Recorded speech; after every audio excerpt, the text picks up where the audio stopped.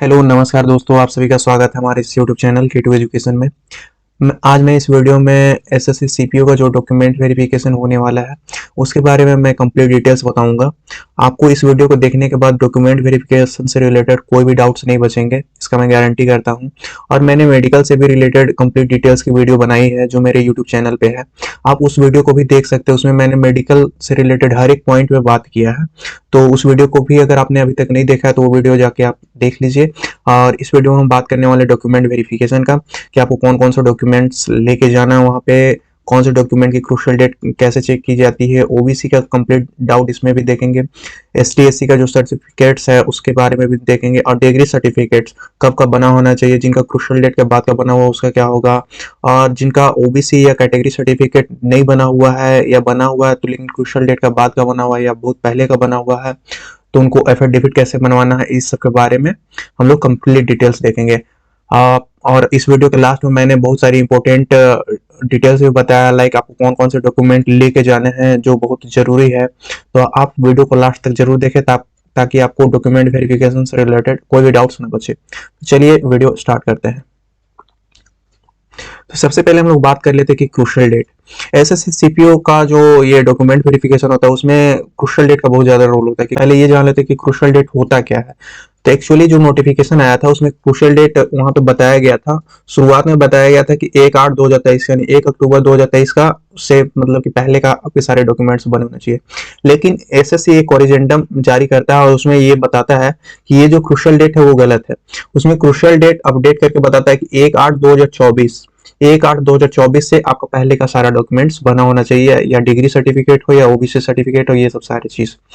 और हाँ, तो ये क्रूशियल डेट था। क्रूशियल डेट के बारे में मैंने आपको बता दिया। अब बात करते हैं ओबीसी सर्टिफिकेट्स का। बहुत सारे स्टूडेंट्स का डाउट रहता है कि ओबीसी सर्टिफिकेट्स किस लेवल के बना होना चाहिए या क्या बना होना चाहिए। तो सबसे पहले देखते हैं कि अगर आपको ओबीसी से रिजर्वेशन अगर आपको लेना है ओबीसी कैटेगरी में, तो आपको ये कास्ट सर्टिफिकेट तो बना ही होना चाहिए, जो non creamy layer certificate, NCL जो सर्टिफिकेट होता है वो होना चाहिए, नॉन क्रीमी लेयर सर्टिफिकेट।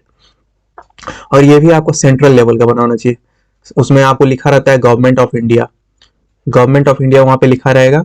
ये तो एक सर्टिफिकेट रहता है जो एनेक्चर में बनवाते हैं, ये ऑफलाइन बनता है और एक ऑनलाइन भी बनता है, उसमें भी निकलता है तो उसमें भी गवर्नमेंट ऑफ इंडिया लिखा रहता है।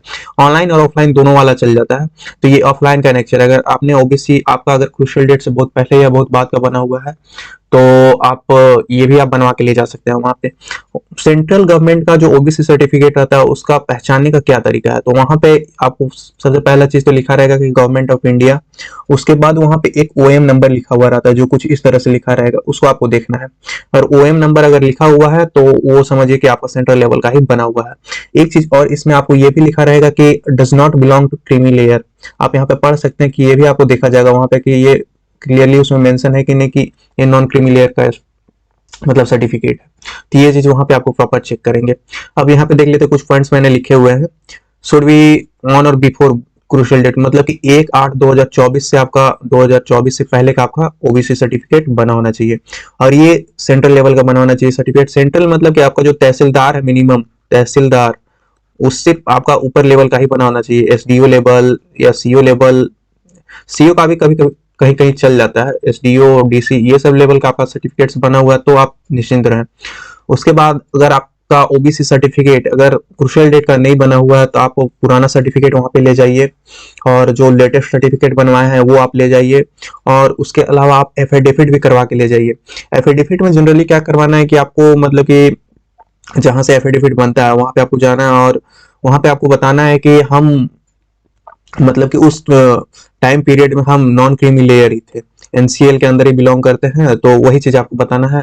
और इस कारण कोई खास कारण आपको बता देना है कि इस वजह से हम ओबीसी एनसीएल सर्टिफिकेट उस टाइम पीरियड में नहीं बनवा पाए, तो इसका आपको एफिडेविट करवा लेना है। और एफिडेविट में आपका कोई भी गजेटेड ऑफिसर का साइन और मुहर करवा लेना है।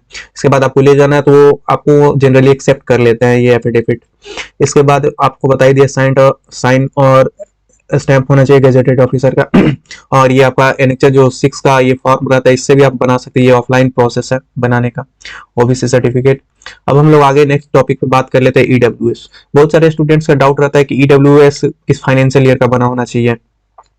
तो यहाँ पे जो एसएससी एक कोरिजेंडम निकाल के बताया था सीपीयू के रिगार्डिंग कि जो ईडब्ल्यूएस सर्टिफिकेट है वो income and asset certificate valid for the financial year 2024-24, मतलब 2023-24 का मतलब बना होना चाहिए, और उसका आधार होना चाहिए, इनकम का आधार 2022-23, यानी कि इशू तो रहेगा 2024 में, लेकिन वो इनकम एंड एसेट जो फाइनेंशियल ईयर है, फाइनेंशियल ईयर 2023-24 का होना चाहिए। इसका आपको ध्यान रखना है। इसके बाद अगर ईडब्ल्यूएस सर्टिफिकेट भी नहीं है आपके पास, तो फिर आप एफिडेविट करवा के ले जा सकते हैं। उसमें आपको बताना होगा अपना इनकम ये सब के बारे में। और अगर इसमें भी ऑनलाइन और ऑफलाइन दोनों बनता है, तो अगर आपके पास ऑनलाइन वाला है तो ऑनलाइन वाला भी चल जाएगा, और ऑफलाइन वाला है तो ऑफलाइन वाला भी आप बनवा सकते हैं, इस तरह से। ये तो हो गया हमारा ईडब्ल्यूएस सर्टिफिकेट। अब इसके बात करते हैं एसटीएससी सर्टिफिकेट। एसटीएससी सर्टिफिकेट में जनरली कोई दिक्कत नहीं होता है। एसटीएससी सर्टिफिकेट आपको एक बार ही बनवाना पड़ता है, इसमें कोई फिक्स रूल नहीं रहता है कि इस क्रूशियल डेट से पहले का बनाना चाहिए या बाद का बनाना चाहिए, ऐसा कुछ है नहीं। एक बार आप एसटीएससी सर्टिफिकेट बनवा लिए तो आपका चल जाता है। अगर आपने नहीं बनवाया तो आप इस तरह का फॉर्म भी आता है, जो सीपीयू का जो नोटिफिकेशन है उसमें क्लियरली सब दिया हुआ है कि उसका क्या फॉर्मेट होना चाहिए, तो इस तरह का भी आप बनवा सकते हैं। और नहीं बनवाया तो एफिडेविट भी करवा कर आप ले जा सकते हैं। तो ये हुआ एसटीएससी सर्टिफिकेट। और इसके बाद बात करते हैं कि डिग्री सर्टिफिकेट, आप प्रोविजनल डिग्री से काम चल जाएगा या नहीं चल जाएगा। तो मैं आपको क्लियरली बता दूं कि डॉक्यूमेंट वेरिफिकेशन में तो प्रोविजनल डिग्री आपको एक्सेप्ट कर लेते हैं, प्रोविजनल डिग्री से तो आपको एक्सेप्ट कर लेंगे, लेकिन ये डिपेंड करता है वहाँ के बोर्ड के ऊपर कि वो प्रोविजनल पे एक्सेप्ट करे या डिग्री पे एक्सेप्ट। अगर आपने अभी तक डिग्री सर्टिफिकेट नहीं निकलवाया तो आप अपने कॉलेज या यूनिवर्सिटी जाकर वहाँ से आप डिग्री सर्टिफिकेट जरूर निकलवा लें। हालांकि प्रोविजनल सर्टिफिकेट से आपका काम चल जाएगा, तो इसको लेके भी आपको टेंशन नहीं लेना।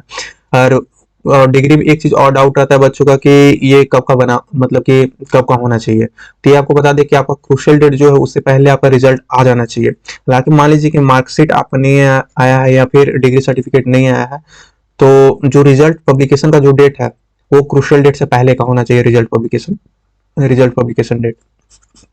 फिर जनरली रिजल्ट पब्लिकेशन डेट देखते हैं कि कब रिजल्ट पब्लिश हो गया। और उसके अलावा आपका मार्कशीट वहाँ पे चेक होगा, मार्कशीट भी आप लेके जा सकते हैं, लेके जाइए मतलब जरूर। मार्कशीट हो गया, मार्कशीट में आपको क्या करना है कि हर एक सेमेस्टर का वो चेक करेंगे आपसे। हर एक ही सेट में अगर आपका हर एक सेमेस्टर का दिया हुआ तो वो चल जाएगा, नहीं तो किसी किसी का रहता है एक ही में नहीं दिया हुआ है, तो वहाँ पे वो आपसे डिमांड करेंगे कि हर एक सेमेस्टर का आप मार्कशीट दिखाइए। तो इसमें आपका कोई भी एफिडेविट आपका नहीं चलेगा, डिग्री सर्टिफिकेट में आपको क्रूशियल डेट से पहले का होना ही चाहिए आपके पास। तो ये तो मैंने आपको बता दिया डिग्री सर्टिफिकेट के बारे में। अब इसके बाद बात करते हैं कि बहुत जरूरी चीज कि डॉक्यूमेंट लिस्ट, आपको कौन कौन से डॉक्यूमेंट वहां पे लेके जाना है। तो मैंने प्रॉपर लिख के लाया है यहाँ पे कि आपसे कोई भी डॉक्यूमेंट मिस ना हो। तो सबसे पहले तो है कि Aadhaar card, PAN card, driving licence, अगर ये कम से कम 2 आईडी आपको लेके ही जाना है वहाँ पे, 2 आईडी। और जो दिल्ली पुलिस के लिए है उनको तो ड्राइविंग लाइसेंस लेके ही जाना है, ओरिजिनल वाला। उसके बाद आपको क्या करना है कि 2 पेन ले लेना है, ब्लू या ब्लैक ले सकते हैं आप, ये हो गया। उसके बाद आप ग्लू स्टिक भी ले लीजिए, एक ग्लू स्टिक, स्टेपलर और 1-2 A4 शीट। और मान लीजिए A4 शीट का अगर कहीं काम पड़े, कुछ में साइन वगैरह या कुछ एप्लीकेशन आपको लिखने को कहे तो आपको वो जरूरी पड़ सकता है वहाँ पे, इसलिए आप इसको भी ले लीजिए। इसके बाद मोस्ट इंपॉर्टेंट चीज है एडमिट कार्ड। आपको एडमिट कार्ड का 2 कॉपी, कम से कम 2 कॉपी आपको लेके ही जाना है, 2 कॉपी वहाँ पे लेके जाना है। फोटोज कम से कम आपको 10 फोटोज लेके ही जाना है, 10 फोटो, और ज्यादा भी आप फोटो लेके जा सकते हैं क्योंकि फोटोज को वहाँ पे काम रहता है। इसके बाद आप डिग्री सर्टिफिकेट लेके जाइए, अगर डिग्री सर्टिफिकेट नहीं है तो प्रोविजनल लेके जाइए, और मार्कशीट भी लेके जाइए आप, मार्कशीट ऑफ ऑल सेमेस्टर, अगर हर एक सेमेस्टर का मार्कशीट है, मार्कशीट ले लीजिए। इसके बाद आप इंटरमीडिएट जो 12th का जो ओरिजिनल सर्टिफिकेट है, सर्टिफिकेट और मार्कशीट दोनों आपको लेके जाना है। उसी तरह से आप मैट्रिक का भी सर्टिफिकेट और मार्कशीट दोनों लेके जाइए। इसके बाद आप जिस भी कैटेगरी से बिलोंग करते हैं वो कैटेगरी सर्टिफिकेट आप ले लीजिए। और जो भी आपके पास कैटेगरी सर्टिफिकेट है, या क्रूशियल डेट से पहले का है या बाद का है या क्रूशियल डेट के बीच का बना हुआ है, तो वो आप सभी डॉक्यूमेंट्स लेके जाइए, कब पता आपका जरूरी पड़ जाए वहाँ पे। इसके बाद आपने एफिडेविट करवाया था, एफिडेविट ले लीजिए। और एनओसी, अगर मान लीजिए आप ऑलरेडी किसी सर्विस में है तो आपको एनओसी, नो ऑब्जेक्शन सर्टिफिकेट का वहाँ पे जरूर होगा, तो ये भी आपको नो ऑब्जेक्शन सर्टिफिकेट भी लेके जाना है वहाँ पे। और भी कोई डॉक्यूमेंट्स जो आपके पास एक्स्ट्रा डॉक्यूमेंट है आप उसको भी लेके जा सकते हैं। आशा करता हूँ कि आपको प्रॉपर पूरी तरह से समझ आ गया होगा कि क्या क्या ले जाना होगा डॉक्यूमेंट वेरिफिकेशन में। आशा करता हूँ कि आपको डॉक्यूमेंट वेरिफिकेशन से हर एक डाउट क्लियर हो गया होगा। अगर कोई भी डाउट अगर आपको बचा है तो आप कमेंट बॉक्स में आप लिख सकते हैं। अगर आपको यह वीडियो अच्छा लगा हुआ तो अपने दोस्तों के साथ जरूर शेयर करें, और हमारे चैनल को सब्सक्राइब करें।